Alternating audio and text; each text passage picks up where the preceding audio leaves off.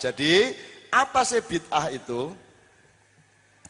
Bid'ah adalah segala sesuatu yang tidak dianjurkan oleh Rasulullah, tidak diperintahkan oleh Rasulullah, dan tidak dilakukan oleh Rasulullah. Di ruang mana, di waktu mana, itu pertanyaannya. Tapi kita ngomong yang tidak diperintah Rasulullah, tidak dianjurkan, dan tidak dilakukan. Contohnya, kalau sholat 5 waktu diperintahkan toh, dilakukan toh. Oke. Tapi kalau sholat pakai mikrofon diperintahkan enggak? Bid'ah. Oke. Mulai besok seluruh masjid sound systemnya dijual. Sholat pakai kipas angin. Rasulullah pakai kipas angin enggak? Berarti bid'ah enggak? Bid'ah. Mulai besok kipas angin di masjid-masjid dijual. AC apalagi, ya toh, AC. Listrik. Sebutkan Nabi satu saja yang pernah pakai listrik.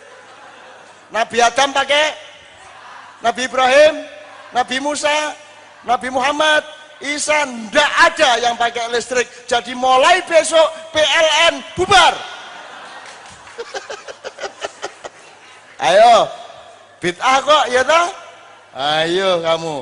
Dah didaftari apa lainnya yang bid'ah? Mobil bid'ah.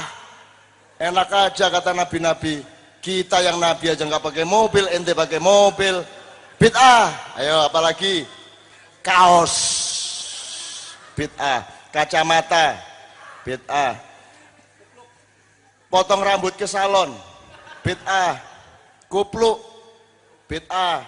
Baju Cina bid'ah. Jadi mulai besok telanjang semua. Karena semua yang kamu pakai dan yang kamu lakukan itu bid'ah semua kalau diturutin. Bener nggak nih aku ngomong? Jadi sebenarnya bid'ah itu apa? Saya akan ulur-ulur supaya Anda bingung dan marah. Bid'ah itu pertama-tama adalah baik. Misalnya padi. Kalau didiemin aja nggak diapa-apain, bisa nggak dimakan? Maka diperlukan bid'ah, yaitu sesuatu yang tidak pernah dilakukan oleh Rasulullah, yaitu menumbuk padi menjadi beras, memasak beras menjadi tidak pernah dilakukan oleh Nabi Muhammad. Jadi bid'ah penting enggak? Penting. Ayo, bid'ah bermanfaat. Ayo. Nabi Muhammad pernah enggak nyuruh bikin mushaf Quran? Enggak toh? Berarti bid'ah pertama yang besar dan ada khalifahnya, ngomong gitu. Jadi ada khalifah itu bid'ah, ada presiden itu bid'ah, ada menteri itu bid'ah, semua bid'ah. Twitter bid'ah, Facebook bid'ah, handphone bid'ah, kamera bid'ah. Mulai besok kamu telanjang diem di rumah. Karena tidak ada apa-apa yang enggak bid'ah. Kalau itu disebut bid'ah. Ayo gimana?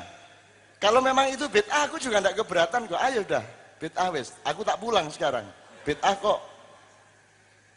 Jadi apakah bapak ibu-ibu yang disebut bid'ah?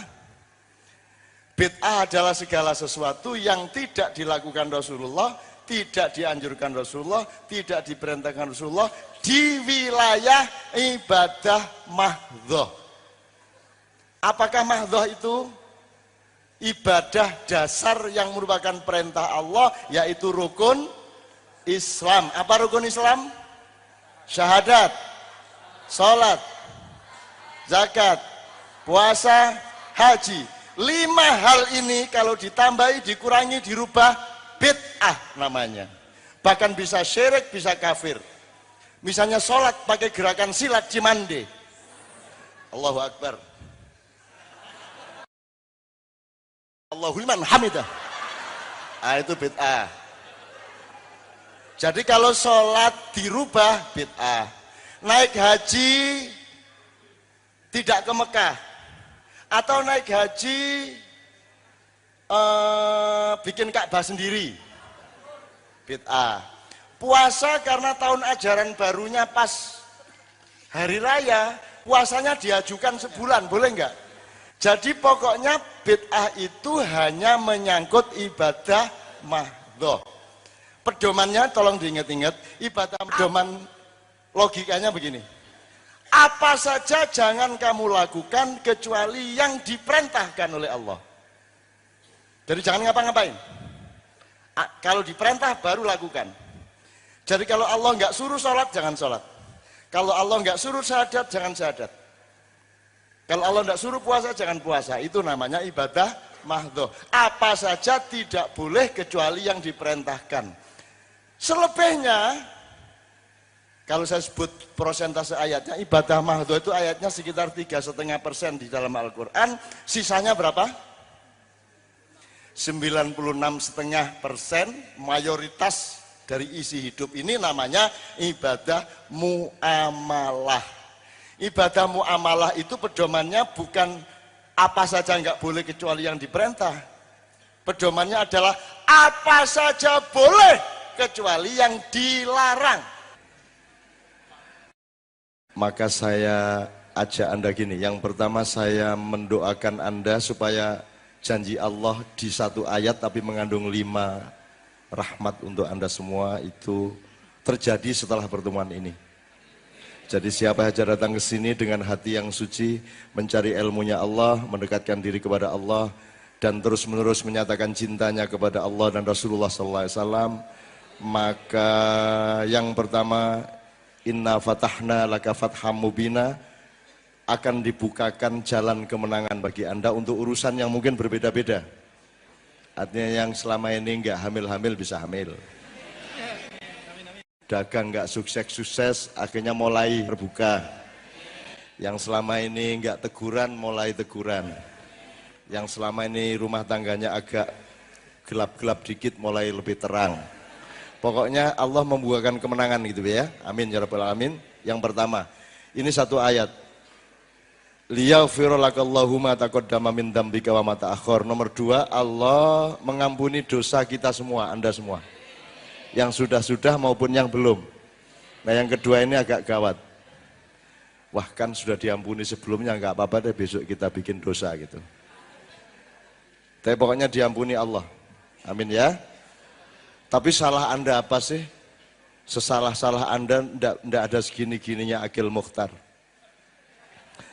Sedosa-dosa Anda ndak ada segini-gininya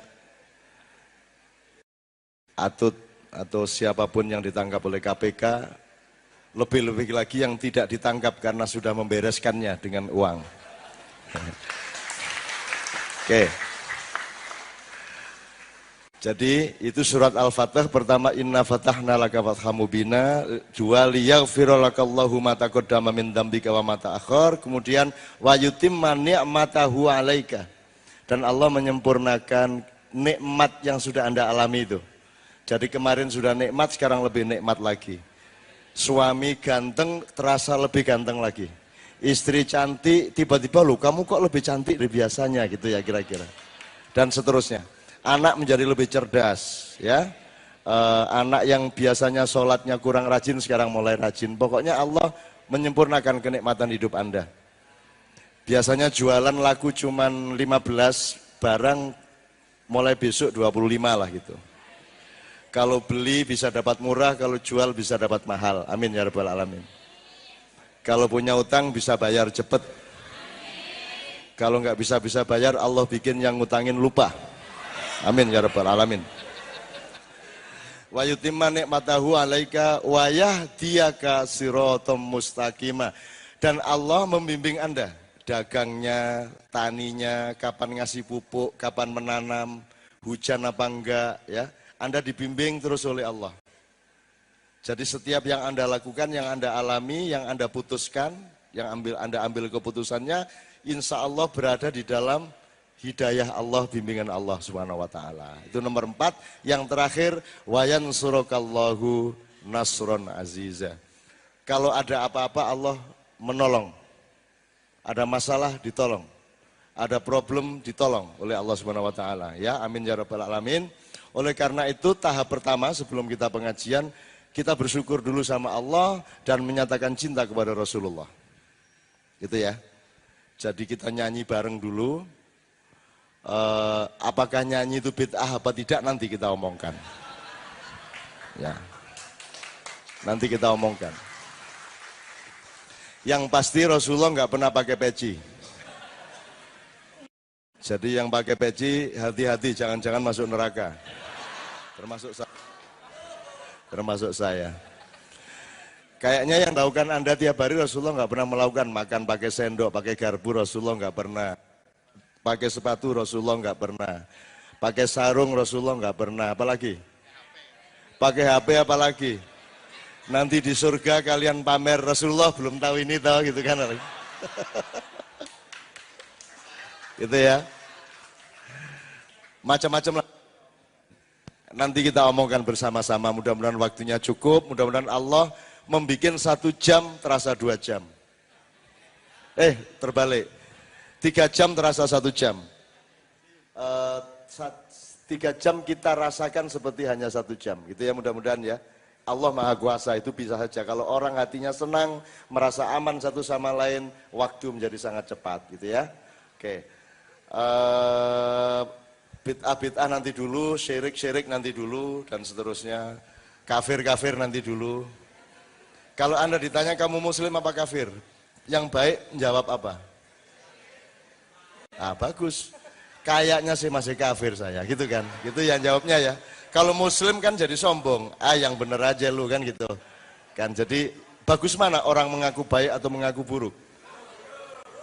Baik mana orang merasa benar atau merasa bersalah? Nah, mari kita kembangkan kerendahan hatian agar kita rajin nyari kesalahan kita, bukan rajin nyari kesalahan orang lain. Jelas ya? Oke, tepuk tangan. Ya. Pelan-pelan sekarang bersyukurnya kepada Allah pakai lagu. Nanti kalau memang ternyata lagu itu haram, kita masuk neraka bareng-bareng. Biarin. Rombongan toh, asal bareng kan enak kita kan, gitu. Ya. Sampai neraka isinya cuma 3 ustadz tok. Surga isinya cuma 3 ustadz, jadi kesepian dia. Cuma 3 orang. Lah ya akhirnya kan paling dia gabung ke kita di neraka. Oke, gitu. Nanti kita omongin bareng-bareng, sangat gampang kok, semua itu sangat mudah ya, nanti kita omongin. Cuman sekarang saya pengen cara bersyukurnya itu pakai lagu dong, nggak enak nggak pakai lagu. Wong nggak usah nyanyi aja harus pakai lagu kok. Emang bisa ngomong nggak pakai lagu? Bisa, gimana caranya? Coba ngaji nggak pakai lagu, Bismillahirrahmanirrahim, Alhamdulillahirrahmanirrahim, Ar-Rahmanirrahim, Maliki Yaumiddin gitu. Itu rap namanya. Lagu juga. Jadi yang namanya lagu musik itu cuma 3 hal. 1 bunyi, haram nggak bunyi? Masa bunyi haram lah, terus gunanya apa kita hidup kalau nggak boleh bunyi? Kalau beol mau ngeden gitu, supaya nggak bunyi. Kentut nggak boleh berarti. Bagaimana caranya kentut nggak bunyi? Dikasih alat peredam di sini ya, ditempelin. Oke, bunyi nomor 2 nada. Itu